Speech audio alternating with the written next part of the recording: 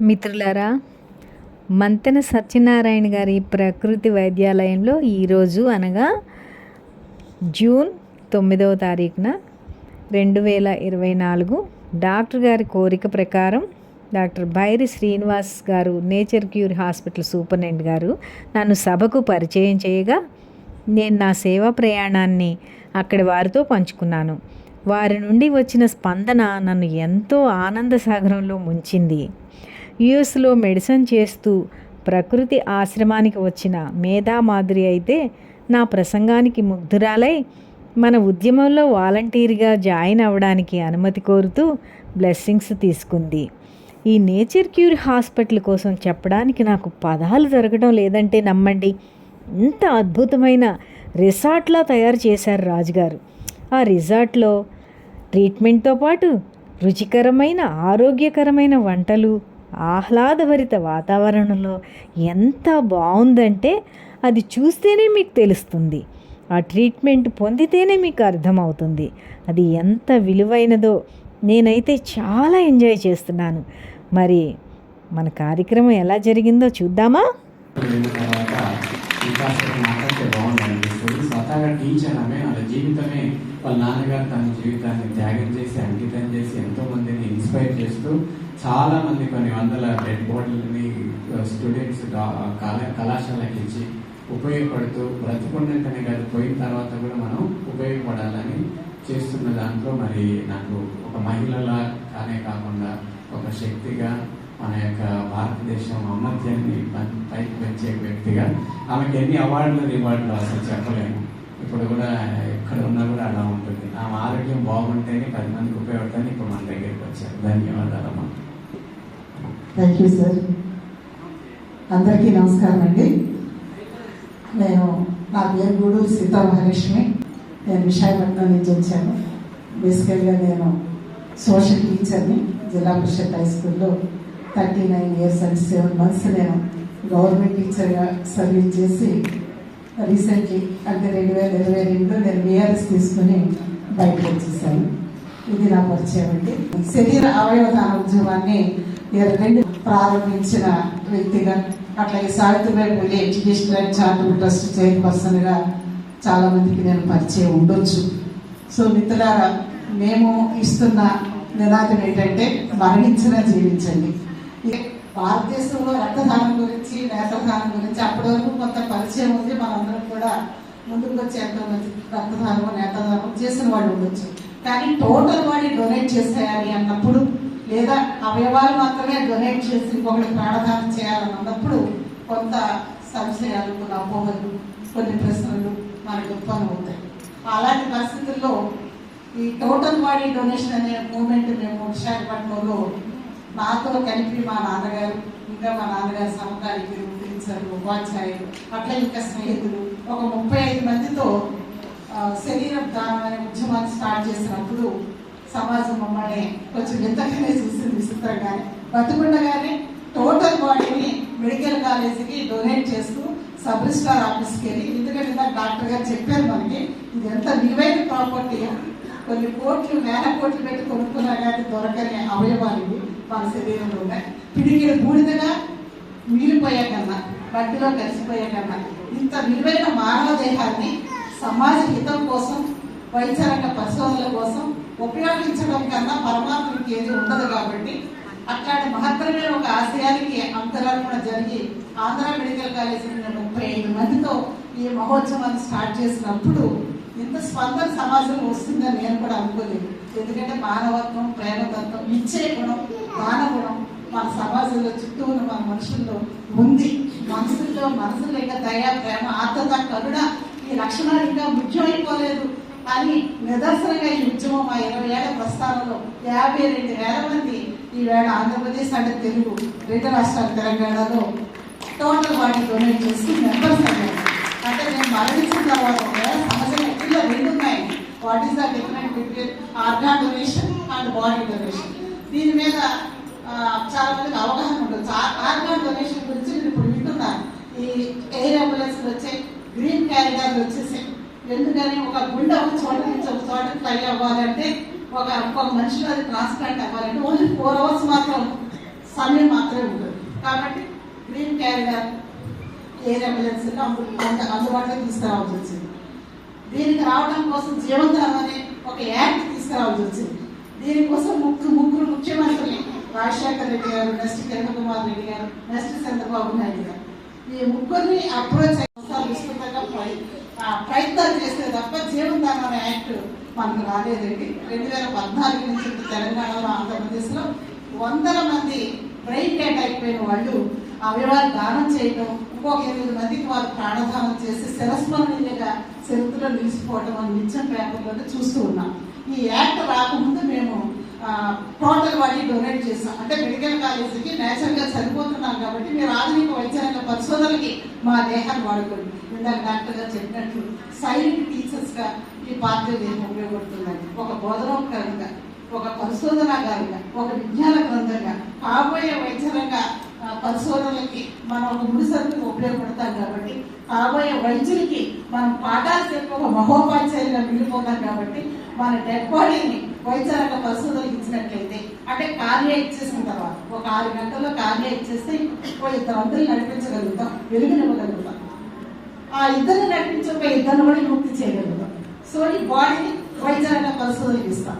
చాలా సంవత్సరాల తర్వాత మాకు ఒక ఒత్తిడి వచ్చిందండి. ఈ ఉద్యమం నడుస్తున్న క్రమంలో డెడ్ బాడీ మొత్తం ఇచ్చేయలేకపోతామండి, ఎందుకంటే మాకు కొన్ని నమ్మకాలు ఉన్నాయి. కానీ బాడీ కాకుండా ఆర్గాన్స్ ఇస్తామని చాలా మంది ముందుకు వచ్చారు.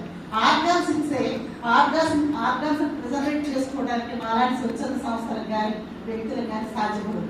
బాడీని అంటే దగ్గరలో మెడికల్ కాలేజీకి ఇచ్చేస్తున్నాం. కాబట్టి దానికి ప్రభుత్వమే పెద్ద యంత్రాన్ని ఉంది. ప్రభుత్వం దగ్గర ఎక్స్పర్ట్ డాక్టర్లు ఉంటారు, సర్జన్స్ ఉంటారు. కాబట్టి ప్రభుత్వం చేయగలుగుతుంది. కాబట్టి ఆర్గాన్ డొనేట్ చేయాలంటే బ్రెయిన్ డెడ్ అయినప్పుడు, కోమాలోకి వెళ్ళినప్పుడు మనం కొన్ని ప్రత్యేక పరిస్థితుల్లోనే చేయగలుగుతాం. అది మనం రోజు చూస్తున్నారు. దీని మీద ఎంత అవేర్నెస్ వచ్చిందని. ఫ్రీక్వెంట్ ఆస్కింగ్ క్వశ్చన్స్ అని ఒక 40 ప్రశ్నలతోటి మీరు నా యూట్యూబ్లోకి వెళ్ళినా కానీ, లేదా ఎవరైనా నా నెంబర్ నోట్ చేసుకోగలిగితే 8008405060 అండి నా నెంబరు. 8 మళ్ళా చెప్తానండి, 80088405060 అండి. ఈ నెంబర్కి మీరు ఎవరైనా మెసేజ్ పెడితే ఆ ప్రశ్నలు మీకు వచ్చే అనేక సందేహాలండి. ఎందుకంటే ఇది వేదిక సమయం కూడా కాదు. నేను ఎక్కువ సుదీర్ఘంగా ఉపన్యాసం ఇవ్వలేదు. యాక్చువల్గా నేను ఈ సబ్జెక్ట్ మీద, లైఫ్ ఆఫ్టర్ డెత్ అనే సబ్జెక్ట్ మీద, మరణించడం జీవించడానికి ఈ సబ్జెక్ట్ మీద 1.5 hours లెక్చర్ నేను ఇస్తుంటాను. మొత్తం అన్ని యూనివర్సిటీస్, అన్ని మెడికల్ కాలేజెస్, చాలా విద్యా సంస్థల్లో నా లెక్చర్స్ గత 20 ఏళ్ళగా నేను ఇస్తూనే ఉన్నాను. మోస్ట్లీ నా యూట్యూబ్ ఛానల్ చూసే వాళ్ళకి నా ఉపన్యాసాలు కానీ, అట్లాగే అన్ని మెయిన్ స్ట్రీమ్స్ ఛానల్స్ బీబీసీతో సహా నన్ను చేసిన ఇంటర్వ్యూలన్నీ కూడా నా ఛానల్స్లో ఉంటాయండి. అవి చూస్తే మీకు చాలా వరకు సందేహాలు నివృత్తి అయిపోతాయి. ఎందుకంటే మనకున్న భయాలు కానీ, అపోహలు కానీ, సందేహాలు కానీ తొలగించుకోగలిగితేనే ఒక మహత్తరమైన మానవీయ ఉద్యమం ఒక మనిషిని కులాలకి, మతాలకి, ప్రాంతాలకి, భాషకి అన్నిటికీ అతీతంగా ప్రేమించగలగడం. ఆ ప్రేమించగలిగే విశ్వమానవతత్వం, ఆ విశ్వజనీయమైన ప్రేమ మనలో ఉంది అనే దానికి నిదర్శనమే ఈ ఆర్గాన్ డొనేట్ చేయడం కానీ, బాడీ డొనేట్ చేయడం కానీ, బ్లడ్ డొనేట్ చేయడం కానీ. ఇవన్నింటిలో మనకు పుష్కరంగా ఉన్నాయి. కాబట్టి ఒకప్పుడు 0 స్థాయిలో 2023లో ఈ ఉద్యమం స్టార్ట్ చేసినప్పుడు ఆర్గాన్ డొనేషన్ మన ఇండియాలో 0 స్థాయిలో ఉందండి. ఈవేళ మనం 0.08 వచ్చాం. అంటే 140 కోట్లు ఉన్న భారతదేశంలో ఇంకా మనం ఎంత స్పందించాల్సిన అవసరం ఉంది, ఇంకా మనం ఎంతగా ఈ రంగంలో ఎదగాల్సిన అవసరం ఉంది. మనకు అడ్డుపడుతున్న అనేక సందేహాలని, అపోహల్ని నివృత్తి చేసుకోవడానికి ఒక ప్రయత్నంగానే ఈ అఖిల భారత శరీర అవయవదాతల సంఘాన్ని స్థాపించాం. ఈ సంస్థ ద్వారా ఈవేళ అన్ని జిల్లాల్లో దాదాపు 15 రాష్ట్రాల్లో ఈ ఉద్యమం నడుస్తుందండి. ఈ దేహదానం గురించి, అవయవదానం గురించి మీరు ఇంకా ఏమైనా నన్ను అడగాలనుకున్నా, మీకు కావాల్సిన ఇన్ఫర్మేషన్ నేను మీకు ఇవ్వాలన్నా ఒక పీడిఎఫ్లో, ఇప్పుడు ఈ 40 ప్రశ్నలు ఇంగ్లీష్లోనే తెలుగులో కూడా ఉంటాయండి. ఆ పీడిఎఫ్ మీకు పంపిస్తాను. కొన్ని లక్షల కరపత్రాలు రిలీజ్ చేస్తామండి. ఈ 20 సంవత్సరాల్లో 20 పుస్తకాలు మేము ప్రచురించాం, మరణించిన జీవించడానికి. అలాగే రెగ్యులర్గా స్పెక్ట్ వాయిస్ అని సావిత్రిబాయి ఎడ్యుకేషన్ చారిటబుల్ ట్రస్ట్ తరఫున స్పెక్ట్ వాయిస్ అనే మ్యాగజైన్ కూడా మేము నడుపుతున్నామండి. అంటే ఈ నెలలో లేదా గత 3 నెలల్లో ఎంతమంది శిరస్మరణీయులు అయ్యారు, అంటే అమరులు అయ్యారు. అవయవదానం చేసిన వాడికి ఈవేళ ఒక అమరత్వం ఉందండి. ఎందుకంటే వాడికి మరణం లేదు, చిరంజీవి. ఈ ఉద్యమానికి నాంది పలికింది కూడా నాలాగా ఒక టీచరేనండి. అవయవదానం, శరీరదాన ఉద్యమానికి మా నాన్నగారు ఈ ఉద్యమాన్ని ప్రారంభించినా కానీ దాన్ని కొనసాగిస్తూ వెళ్తున్న క్రమంలో ఒక దేహం 18 జీవం అని ఒక ఆర్టికల్ 2010 అక్టోబర్ 6వ తారీఖున ఆంధ్రజ్యోతిలో ఫుల్ పేజీ వచ్చిందని. ఎవరు స్పందిస్తారు ఈ అవయవదానం చేయడానికి అనేది నాకు అంతుపట్టలేదు కానీ ఆ ఇంటర్వ్యూ మొత్తం ఫుల్ పేజీ వచ్చింది. కానీ తెల్లారి మార్నింగ్ ఆ పేపర్ పబ్లిష్ అయిన తర్వాత వేల ఫోన్లు వచ్చాయి. ఆ ఫోన్ నేను అటెండ్ అవ్వలేదు, ఎందుకంటే నేను స్కూల్ టీచర్. నాన్ స్టాప్ గా నా ఫోన్ పోగుతున్నాను, ఇదే మీకు ఇచ్చిన నెంబరే ఆ ఆర్టికల్లో వచ్చేసింది. సో నాకు స్టూడెంట్ ఉంది నా దగ్గర అన్నట్టు మా సావిత్రిబాయి ట్రస్ట్ తరఫున 400 మంది అమ్మాయిలు 20 ఏళ్లలో ఉన్నత చదువులు చదువుతారు, అభివృద్ధి ఒక 80 డాక్టర్లు కూడా ఇప్పుడు చదువుతున్నారు. అన్ని ప్రొఫెషనల్ కోర్సులో ఉన్న బిడ్డలు, తల్లిదండ్రులు లేని బిడ్డలు, సింగిల్ పేరెంట్ ఉన్న బిడ్డలు, ముఖ్యంగా బాలికల్ని మేము దక్కలు తీసుకుని చదివిస్తామండి. ఒక 40 మంది మహిళలు ఈ సావిత్రిబాయి ట్రస్ట్ నడిపిస్తాం. సో అది సెకండరీ అనుకోండి. బతుకుడుగా విద్యాదానం, మనం కన్న బిడ్డలని పెంచి పెద్ద చేసి గొప్పవాళ్ళు చేస్తే దేశానికి సేవ చేసినట్లుగా నేను భావించానండి. అది మన బాధ్యత. కానీ మన కన్నల బిడ్డలు ఉన్నారు, గాలికి ధూళికి తిరుగుతున్నారు, మాతృప్రేమకు దూరమైన బిడ్డలు ఉన్నారు. ఈ సమాజానికి వాళ్ళు బరువు కాకూడదంటే మనకున్న కొంత సమయాన్ని, మన ధనాన్ని, మన ప్రేమని వాళ్ళకి పంచినట్లయితే ఈ దేశానికి అతి ముఖ్యమైన ప్రయోజనమైన పౌరులు తయారు చేయగలుగుతామండి. మనం అది మేము ఎక్స్పీరియన్స్ చేశామండి 20 ఏళ్లలో. కాబట్టి ఈవేళ 400 మా సంస్థ ద్వారా అత్యున్నతమైన పొజిషన్స్ వెళ్ళగలిగారు. ఈవేళ జిల్లా మనుషులు కార్యంలో పనిచేస్తున్న అబ్బాయి కూడా మాస్టర్ ఉంటారండి. 5 గ్రూప్ 1 ఆఫీసర్లు అయ్యారు, డాక్టర్లు అయ్యారు, NITS అయ్యారు, ఇంజనీర్స్ అయ్యారు, BD మాస్టర్లు అయ్యారు, నర్సింగ్ చేస్తారు. అన్ని ప్రొఫెషనల్ కోర్సుల్లో మేము బిడ్డల్ని చదివించగలుగుతున్నాం. దానికి కొంత సమయం, మేము కొంత సమయంతో పాటు మాకున్న ప్రతి 10 రూపాయలు అంటే మేము వేస్ట్ చేయమండి అమౌంట్.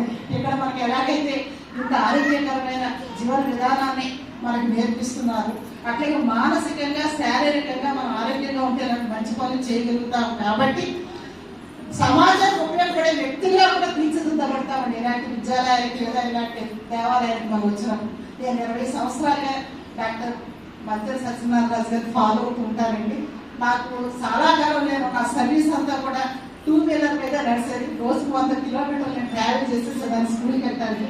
అందువల్ల నేను సర్వైటిస్, స్పాంటైటిస్ అనే కొంచెం ప్రాబ్లమ్ తోటి ఫేస్ చేస్తున్నాను. ఇంకా 2 years నేను డాక్టర్ గారి దగ్గరికి ఇక్కడ ఆశ్రమానికి వస్తూ ఉంటానండి.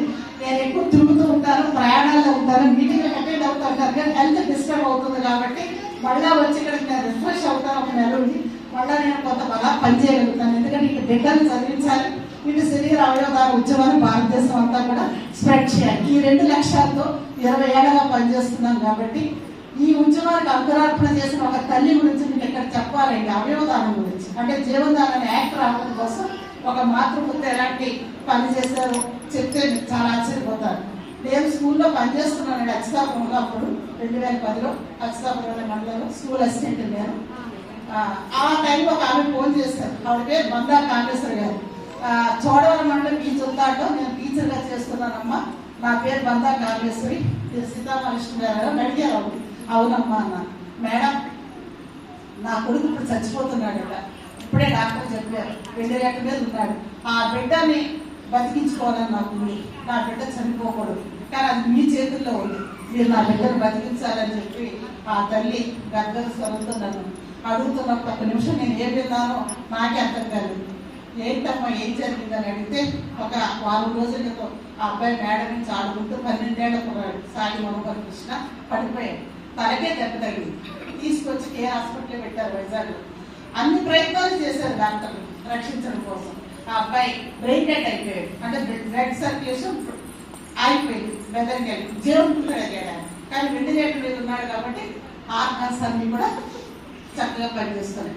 ఆ వెంటిలేటర్ తొలగిస్తే నిర్జీవుడైపోతాడు. బాబు ఇంటికి తీసుకోమని ఇంక ప్రయత్నం చేస్తే లాభం లేదమ్మా, ఈ 5 ఎన్నాళ్ళు ఇచ్చిన బిడ్డ బతకడని చెప్పారు. ఆ తల్లి ఎలాంటి ఉత్తర పరిస్థితులు ఎదుర్కొంటుంది. తల్లులు మనందరికీ తెలుసు. కడుపును బిడ్డలు మన బిడ్డ కొద్దిసేపులో నిర్జీవుడైపోతున్నాడని తెలిస్తే ఆ తల్లి ఆ దుఃఖాన్ని తట్టుకోవడం కష్టం. అసలు అది వర్ణించలేకపోవడం, ఆ బాధని అందరూ అనుభవిస్తాం ఆ క్షణాన్ని. అలాంటి పరిస్థితులు ఆమె నాకు ఫోన్ చేశారండి. ఏం చేయాలి నేను? ఒక మామూలు టీచర్ నేను. ఆ బిడ్డ యొక్క ప్రాణాలను రక్షించగలిగిన అవకాశం నా చేతిలో కూడా ఉంది. అమ్మ, అంతమంది డాక్టర్లే చేయలేని పని నేను ఎలా చేయగలను అడిగాను. కానీ మీరే చేయగలరు మేడం, డాక్టర్లు చేయలేరు, చేయలేమని వాళ్ళు చేతులు ఎత్తేసారు, మీరు మాత్రం చేయగలరు. నాకు ఒక్క నిమిషం మాట్లాడిపోయాను. నేను ఏం చేయాలి, నన్ను చేయమని అడుగుతున్నారు. ఇలా చెప్పండి ఏం చేయాలన్నా. మేడం, మీరు అక్టోబర్ 6వ తారీఖు 2010లో ఆంధ్రజ్యోతి నవ్య పేజీలో ఒక దేహం 18 నుండి జీవం పోస్తుందని ఇంటర్వ్యూ ఇచ్చారు. మీరు పూర్తి పేజీ వచ్చింది, మీ పూర్తి ఫోటోతోటి చాలా వివరాలు ఇచ్చారు. మీ నెంబర్ కూడా డిస్ప్లే చేశారు, 800888400506. కానీ ఆ పేపర్లో నేను దాచుకున్నాను. మా టీచర్ గారు ఇచ్చిన ఇంటర్వ్యూ కదా, మీరు ఎవరు నాకు పరిచయం లేకపోయినా ఒక టీచర్ ఎంత ఉద్యమాన్ని స్టార్ట్ చేశారని. కానీ వేళ మీ అవసరం నాకు పడింది మేడం. నా బిడ్డ చనిపోకూడదంటే అది మీ చేతుల్లో ఉంది. నా బిడ్డ అవయవాలకు దానం చేయండి మేడం. ఎంతమందికి దానం చేస్తారో అంతమందికి దానం చేసేయండి. నా బిడ్డ అంతమందిలో బతికే ఉంటాడు, అంతమందికి నేను తల్లి అవుతాను, అంతమందిలో నా బిడ్డ చిరంజీవిగా ఉంటాడు. ఈ అవకాశం మీ చేతుల్లో ఉంది, మీరు చెయ్యండి అని చెప్పి ఆ తల్లి అడుగుతున్నప్పుడు నేను నిజంగా ఒక క్షణం నిలువెల్ల కంపించిపోయాను. ఎంత ఉదాత్తమైన నిర్ణయం, ఎంత త్యాగపూరితమని. గొప్ప కష్టకాలంలో మాటలు కంటే నా దుఃఖ సమయంలో ఆ తల్లి తీసుకున్న నిర్ణయం నాకు నిలువెల్లా కదిలించింది. వెంటనే నేను స్కూల్కి సెలవు పెట్టి ఇమీడియట్గా నేను వైజాగ్ వచ్చాను. ఆ బిడ్డను చూశాను, సాయి మనోహర్ కృష్ణని. కేర్ హాస్పిటల్ మేనేజ్మెంట్తో మాట్లాడారు. ఇంకొక 2 days నాకు అవకాశం ఇవ్వండి, ఒక ప్రయత్నం మేము చేస్తాము ఆ బిడ్డ అవయవాలు దానం చేయడానికి. ఎవరికి అబాధ్యులు ఎంతో మంది ఉన్నారు వెయిట్ చేస్తూ అవయవ దానం కోసం. ఈ బిడ్డ అవయవాలు ఎంతమంది ప్రాణం పోయగలిగింది అంతమందికి నేను చేస్తాము ప్రయత్నం అని కేర్ హాస్పిటల్ మేనేజ్మెంట్ అడిగి ఎక్స్టెన్షన్ చేసి ఈ లోపల కేంద్ర ప్రభుత్వంలో నోటా అని ఉంటుంది, సార్లు తెలుస్తుంది.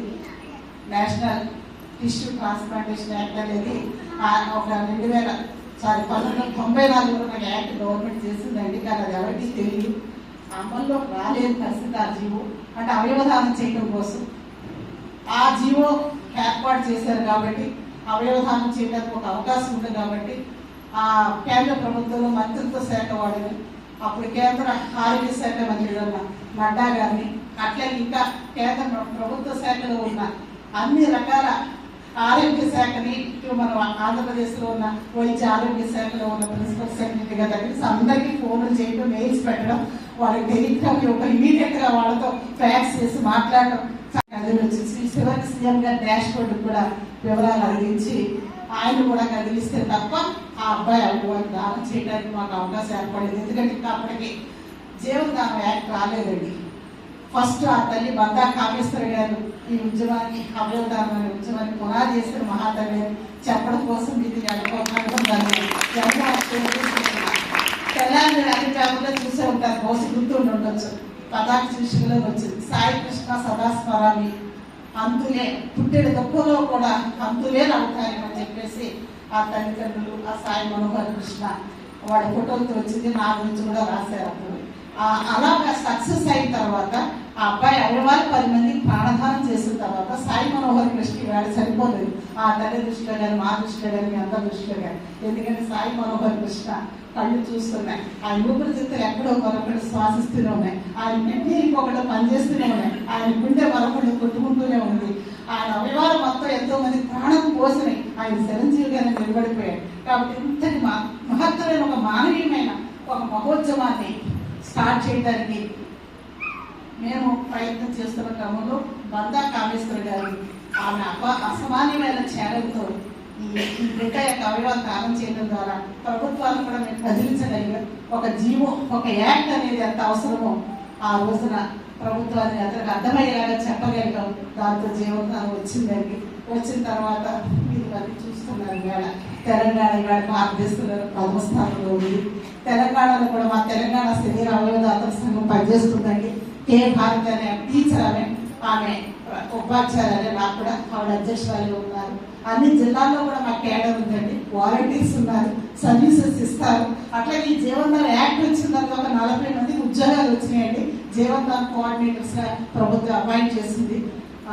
ఎవరికైతే గుర్తింపు తెచ్చుకున్నారో ట్రాన్స్ప్లాంటేషన్ చేయడానికి, అవయవదానం చేయడానికి, ట్రాన్స్ప్లాంటేషన్ చేయడానికి ప్రభుత్వం కొన్ని హాస్పిటల్కి అనుమతులు అయితే ఇచ్చారండి. అక్కడ కోఆర్డినేటర్స్ వర్క్ చేస్తూ ఉంటారు. వాళ్ళ కౌన్సిలింగ్ చేస్తూ ఉంటారు. నిరంతరం మాకు ఫోన్లు వస్తూనే ఉంటాయండి. ఏదో ఒక మూల నుంచి అవయవదానం చేస్తామనో శరీరదానం చేస్తామనో అది ఎట్లా చేయాలి, ప్రొసీజర్ ఏంటి, అవకాశం మాకు కూడా కల్పించండి అని నిరంతరం మానవతావాదులు స్పందిస్తుంటారండి. ఇది ఏంటంటే మానవత్వం ప్రేమతత్వంతో కూడిందండి. ఏది మనకి కాదు, ఏది శ్వాసతం కాదండి. ఈ ప్రపంచంలో మనదంటే ఏది ఉండదండి. స్టార్టింగ్ రోజునే డాక్టర్ బైరి నరేష్ గారు చెప్పారు, నాకు ఎంతో ఇష్టమైన కొటేషన్, 10 మంది కోసం జీవిస్తే 10 మందిలో మనం నిలిచిపోతాం, మన కోసం బతికితే మనలోనే నిలిచిపోతాం. కాబట్టి 10 మంది కోసం బతకడంలో ఉన్నంత ఆత్మసంతృప్తి అది అంబేద్కర్ గారు చెప్పారండి. ఎందులోనే లేదండి. ఇవ్వడంలో ఉన్న ఆనందం తీసుకోవడంలో ఉండదు. మనదంటూ ఏది లేనప్పుడు దేనికోసం మనం ఎంతో లాగదు, పరుగులెట్టద్దు, ప్రశాంతంగా ఆరోగ్యంగా ఆనందంగా సంతోషంగా ఇతరుల యొక్క ప్రయోజనం కోసం, సమాజం యొక్క ప్రయోజనం కోసం, అపార్టీలకి అన్నార్థులకి ఆసరాగా నిలబడటం కోసం మన జీవితాన్ని వెచ్చించడంలో ఉన్నంత సంతృప్తి, సంతోషం ఇంకా ఎందులోనూ ఉండదండి. అధికారంలో ఉండదు, కీర్తిలో ఉండదు, సంపదలో ఉండదు, ధనంలో ఉండదండి. ఇవ్వటంలో ఉన్న ఆనందం, మన సహాయం చేయడంలో ఉన్న సంతృప్తి ప్రపంచంలో ఎక్కడ ఉండదండి. ఇది మా ఎక్స్పీరియన్స్ అండి. సో మిత్రులారా, మీరు శరీరదానం చేయాలన్నా అవయవదానం చేయాలన్నా మీరు అవయవదానం చేయడానికి చాలా సింపుల్ అండి. www.jeevanda.gov/AP అని మన ఆంధ్రప్రదేశ్ బై తెలంగాణకి ఈ వెబ్సైట్ ఉంది. ఆ వెబ్సైట్లో లాగిన్ అయితే ఆర్గాన్ డోనర్గా ఎన్రోల్ అవడానికి ఫస్ట్ ఫామ్ వస్తుంది. అది నింపేస్తే అది అప్లోడ్ చేసేస్తే మీకు 24 అవర్స్లో మీ మెయిల్కి ఒక ఐడి కార్డు వస్తుంది. లేదు టోటల్ బాడీ డొనేట్ చేసేద్దాం మెడికల్ కాలేజీ పరిస్థితులకు అనుకున్నప్పుడు కాబోయే వైద్యుడికి, అంటే ఆ వైద్యుడు తన జీవితకాలంలో వేల మందికి ప్రాణదానం చేస్తాడు. సో డెడ్ బాడీ ఇస్తారా సాక్షి పేపర్లో 2009లోనే నా ఇంటర్వ్యూ వచ్చిందండి. అందులో వివరించడం జరిగింది ఒక డాక్టర్ గారు. ఒక శరీరదానం అంటే అనేక వేల ప్రాణదానాలతో సమానమే. అంటే అనేక వేల మందిని ఆయన జీవితకాలంలో ఆ డాక్టర్ ప్రాణదానం చేస్తారు. ఆయనకి అలాంటి గొప్ప డాక్టర్కి మనం ఒక ఆనందంగా, ఒక ప్రయోగశాలగా, ఆయన గొప్ప సక్సెస్ఫుల్ డాక్టర్గా తయారై సమాజానికి వచ్చి సేవ చేయడానికి మనము ఒక మహోపాధ్యాయులుగా టీచ్ చేయడానికి మనం ఉపయోగపడ్డామంటే, ఒక టీచర్గా ఆయనకు ఉపయోగపడ్డామంటే, మన పార్థివ దేహం ఆయన పాఠాలు చెబుతుందంటే అది ఎంత మహోత్కృష్టమైన పదం. మిత్రులారా ఆలోచించండి.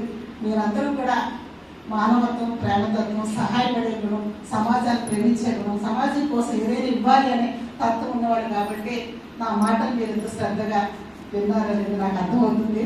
ఈ సమయం నాకు ఇచ్చినందుకు ధన్యవాదాలు. ముఖ్యంగా డాక్టర్ గారికి మరీ ధన్యవాదాలు. ఎందుకంటే వారి శాంతి ఆశ్రమానికి వచ్చేటప్పటికి నేను ఒక కిడ్నీ పేషెంట్, నా కిడ్నీ తొలగించేశారండి. కానీ నేను ఒక కిడ్నీయే ఉంటూ ఇన్ని ఏళ్ళుగా నేను బతుకుతున్నాను. నేను ఒక లైవ్ ఎగ్జాంపుల్ అనమాట. ఎందుకంటే చాలా మంది ఒక బతుకుంటే ఒక లైవ్లో ఒక కిడ్నీ ఇచ్చారంటే బాధపడిపోతారు. రెండో కిడ్నీ నాకు పనిచేయదేమో, నా కిడ్నీకి ఏదన్నా అయితే ఏంటని. నా స్నేహితులు కాదు, నేను కాదు, ఎంతో మంది సింగిల్ కిడ్నీతో బతుకుతున్నాము. ఒక కిడ్నీ దానం ఇచ్చినంత మాత్రాన మనకేమీ లైఫ్కి డోకా లేదు.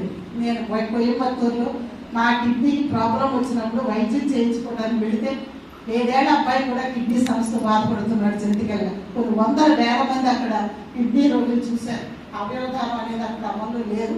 ఏ డాక్టర్ అయితే అడిగినా వీళ్ళందరూ బతకాలంటే కిడ్నీ ట్రాన్స్ప్లాంటేషన్ అవ్వాలమ్మా, కిడ్నీ ఇచ్చేవాళ్ళు ఉంటే వీళ్ళు బతుకుతారన్నారు. అది నాకు ఒక కనువిప్పు కలిగింది. భారతదేశంలో lack of knowledge, lack of awareness వల్లే ఎవరు కూడా అవయవాలు దానం చేయడం ముందుకు రావట్లేదని అర్థమైంది. కాబట్టి 2000 తర్వాత నేను ఒక 2 సంవత్సరాలు కానీ బెల్జియం కానీ, డెన్మార్క్ కానీ, స్వీడన్ కానీ, అమెరికా కానీ, ఎక్కడ చూసినా అభివృద్ధి చెందిన దేశాల్లో 30 నుంచి 40% అవయవదానాలు ఉన్నాయి. అండ్ ఇండియాలో మన జీవుల్లో దీనికి కావలసింది ఒక ఉద్యమం, ఒక ప్రేరణ, ఒక ప్రయత్నం అనేది జరగాలి. ఆ ప్రయత్నాన్ని మేము ప్రారంభించామండి. 20 ఏళ్లలో ఎంత దూరం రాగలిగాం, ఎన్నో మైలురాలు దాటగలిగాం. స్టాలిన్ గారి వేళ దేశం కోసం చనిపోయిన జవాన్లకి ఏ రకమైన అంతే సంస్కారాలు అధికారితంగా చేస్తున్నారో, అవయవదానం చేసి చనిపోయిన అతనికి కూడా, ఆ వ్యక్తిని కూడా అమరజీవులను ప్రకటించి అంత్యక్రియలు ప్రభుత్వ లాంఛనాలతో చేయిస్తానికి జీవో ఇచ్చారు.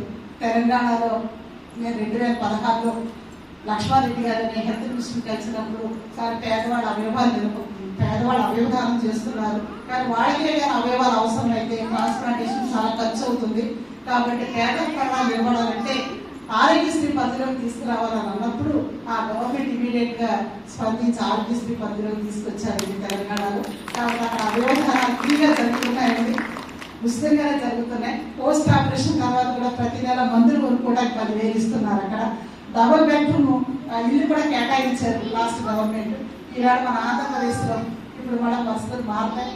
నేను చాలా రిప్రజెంటేషన్ చేస్తాను కానీ ఆరోగ్యశ్రీ పరిధిలోకి తీసుకురాలేదు. కానీ ఇప్పుడు గవర్నమెంట్ మారింది కాబట్టి మళ్ళీ ఈ జీవోలు ఇచ్చారు చంద్రబాబు నాయుడు గారు ముఖ్యమంత్రి అయ్యారు కాబట్టి మళ్ళీ ఇది ఆరోగ్యశ్రీ పరిధిలోకి తీసుకురావడంలో కానీ లేదా ఏజీహెచ్ జీజీహెచ్ లాంటి ప్రభుత్వ హాస్పిటల్లోనే ఈ జీవనదాన విభాగాలు పెట్టి ఉచితంగా ఆపరేషన్ జరపడానికి కావాల్సిన ఇన్ఫ్రాస్ట్రక్చర్ కానీ అక్కడ వనరులు కానీ అక్కడ పరిస్థితులు కానీ మెరుగుపరచడానికి ప్రభుత్వ పరంగా చర్యలు తీసుకునేలాగా మళ్ళీ మేము ప్రభుత్వంతో మాట్లాడే ప్రయత్నం చేస్తామండి. ఎందుకంటే ఇది ఒక ప్రభుత్వం పరంగా కాకుండా సమాజంలో మనలాంటి వ్యక్తుల వల్ల, మానవత్వ వ్యక్తుల వల్ల ఈ మూమెంట్స్ అనేవి సక్సెస్ అవుతాయి ప్రజల మీద. కాబట్టి మనమందరం మేము ఇచ్చే నినాదం 18 ఏళ్ళు నిండిన పిల్లలందరికీ రక్తదానం చేయమన్నామండి. ఈవేళ కొన్ని వేల మంది రక్తదాతలుగా నమోదయ్యారు. ప్రతి యూనివర్సిటీకి నేను వెళ్ళినప్పుడు 18 ఏళ్ళు పైబడ్డ పిల్లలందరూ రక్తదాతలుగా నమోదవుతున్నారండి. మా విశాఖపట్నంలో అమ్మాయికి బయట వేయడానికి ఒక ఫంక్షన్ చేస్తున్నట్టుగా మా రక్తదాతల కుటుంబంలో 18 ఏళ్ళు దాటిన అబ్బాయికి ఆ రోజు రక్తదాన శిబిరం పెడతారండి. ఆ రోజున అబ్బాయి చేత రక్తదానం చేయించి రక్తదాన శిబిరం చేస్తారు. అందులో శ్రీనివాస్ మాస్టర్ గారు ఆయన దీనికి నాంది పలికాడు, ఆయన కూడా ఉపాధ్యాయుడు. సో బ్రెయిన్ నెట్ అయితే అవయవదానం చేద్దాం, నేచురల్ గా చనిపోతే మనం కార్యాలు ఇచ్చేద్దాం, అలాగే పార్థివ దేహాన్ని వైద్యాన్ని పరిశోధనలు ఇచ్చేద్దాం. కాబట్టి వీడికి గట్టిగా వీడిపోదామా?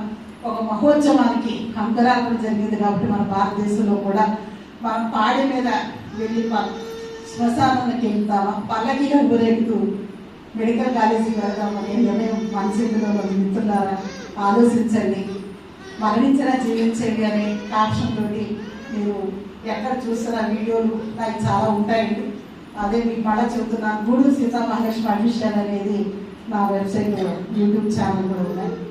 సో ఇంతకన్నా ఎక్కువ చెప్పలేదు, ఎందుకంటే ఇక్కడ ఉన్న హాస్పిటల్లోనే ప్రతిసారి వచ్చినప్పుడల్లా మాట్లాడుతూనే ఉంటానండి. 2022లో వచ్చాను, 2014లో ఇక్కడ ఉన్నప్పుడే నాన్నగారు చనిపోయారు.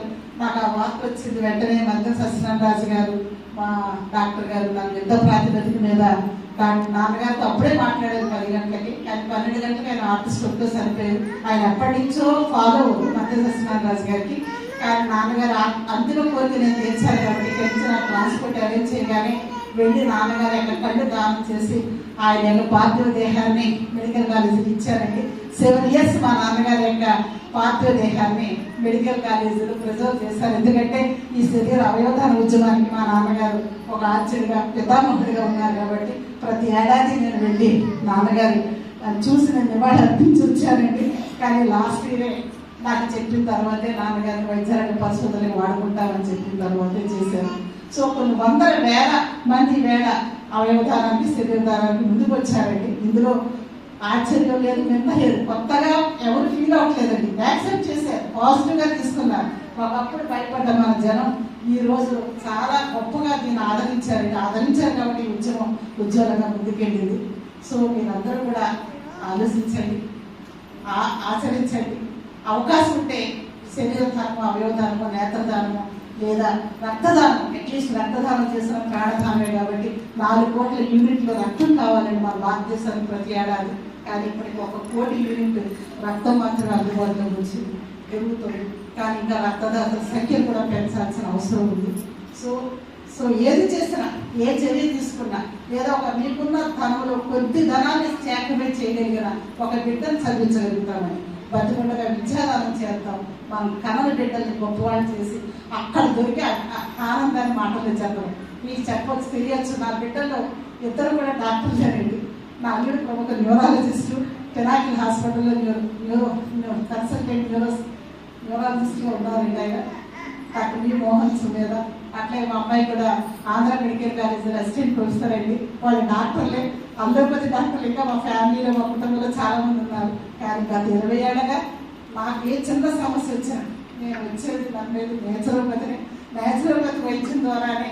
ఏ బిడ్డలకి ట్యాబ్లెట్కి నాకు 2-3 సార్లు సర్జరీ జరగాల్సిన కండిషన్స్లో కూడా నేను ఇక్కడికి వచ్చాను.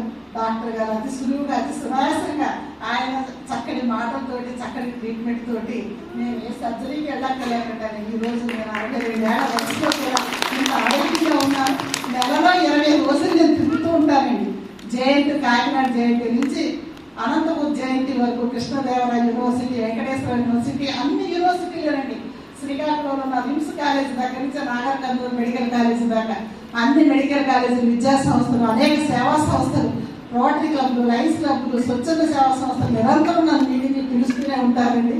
వెళుతూనే ఉంటారు, మాట్లాడుతూనే ఉంటారు. ఆ నిరంతరం తిరగడం, ప్రయాణాల వల్ల బయట టైంకి నాకు ఫుడ్ లేకపోవడం వల్ల, నిద్ర లేకపోవడం వల్ల కాస్త హెల్త్ డిస్టర్బ్ అవుతూ ఉంటుంది. ఆ ఎస్పీటీ ఫామ్ అయిపోతుంటుంది. అలాంటప్పుడు మళ్ళీ నేను వచ్చి డాక్టర్ గారి దగ్గర ఒక 4 రోజులు ఆరోగ్యాన్ని చక్కగా మెరుగుపరుచుకుంటారు. మరొక 2 అందరం కలిసి ఒక మంచి యోగా ఆసనాలు వేసుకోవడానికి ఒక మంచి బిల్డింగ్ ఉండాలి, లేదా ఇట్లాంటి హాల్స్ ఉండాలి. అప్పుడు ఏమి లేవండి 2014. సో ఆలోచించి మేమందరం కొంత డొనేషన్స్ కలెక్ట్ చేసి సాధకులందరికీ ఇచ్చిన సహాయంతో, అట్లాగే డాక్టర్ గారు అన్ని చెప్తున్నారు కదండి, ఇంత గొప్ప ఇన్ఫ్రాస్ట్రక్చర్ మనందరి కోసం. సమాజంలో అనేక మంది మన అల్లోపతి వైద్యానికి ఎంత లక్షలకు ఎంత ఖర్చు అయిపోతే నేను మాటల్లో చెప్పలేను. కానీ నేచురోపతికి వస్తే మనం 40,000, 50,000, 30,000 ఖర్చు పెట్టుకోగలుగుతాం. 15 రోజులు హ్యాపీగా చక్కగా రిఫ్రెష్ అవుతాం, ఆరోగ్యవంతులు అవుతాం. మన ఆరోగ్యం సమాజానికి కావాలి, సమాజానికి మంచి పనులు చేయాలనుకునే ఆలోచన ఉన్నవాడు కాబట్టి మరి ఇలాంటి వారి చేతికి వస్తే మనం పూర్తి ఆరోగ్యవంతులుగా, సంపూర్ణంగా, అంటే మానసికంగా, శారీరకంగా, ఆధ్యాత్మికంగా, వైజ్ఞానికంగా అన్ని రంగాల్లో కూడా మనం అభివృద్ధి సాధించాలంటే మనలాంటి వాడి యొక్క అవసరం చాలా ఉంటుంది. కాబట్టి ఇక్కడికి వస్తే నేను పూర్తి ఆరోగ్యవంతులు అయిపోతాను. వీళ్ళు డైరెక్షన్లు, రిఫ్లెక్షన్లు, మంచి పనులు చేయడానికి నాకు కావాల్సిన బలాన్ని, శక్తిని, స్ఫూర్తిని ఇస్తారు. శాంతి ఆశ్రమంలో చాలా సంవత్సరాల క్రితం డాక్టర్ గారు నేను చూశానండి. మా విశాఖపట్నంలో క్లాస్ చెప్తానికి వచ్చారు. మంత్రి సత్యనారాయణ గారు ప్రొఫెసర్ రాలపోయారు. అప్పటి నుంచి ఎప్పటి వరకు వారు అలాగే ఉన్నారు. వారి ఆరోగ్య రహస్యం 20 ఏళ్ల క్రితం మిమ్మల్ని ఎలా చూశాను సార్, సేమ్ మీరు అలాగే ఉన్నారు, ఏమీ మారలేదు. వారు ఇలా ఉండటానికి, ఇంత చక్కగా మన చేత అన్ని చేయించడానికి కారణం ఆయన నేచురోపతి డాక్టర్ అవ్వడం వల్లే. సో కాబట్టి నేచురోపతిని మనం నమ్మటానికి, ఫాలో అవడానికి ఇంతకంటే లైవ్ ఎగ్జాంపుల్ మన సత్యనారాయణ గారు, మన శ్రీనివాస్ గారు ఎగ్జాంపుల్స్ ఉంటాం కదండి. సో మంచి అవకాశం నాకు ఇచ్చారండి. 4 మాటలు మీతో మాట్లాడుకోగలిగే అవకాశం మీరు ఇచ్చారు. నాకు ధన్యవాదాలు. అలాగే మిత్రులారా, మీ సమయం నాకు ఇచ్చారు. మీ అందరికీ కూడా నాకు కృతజ్ఞతలు. Thank you.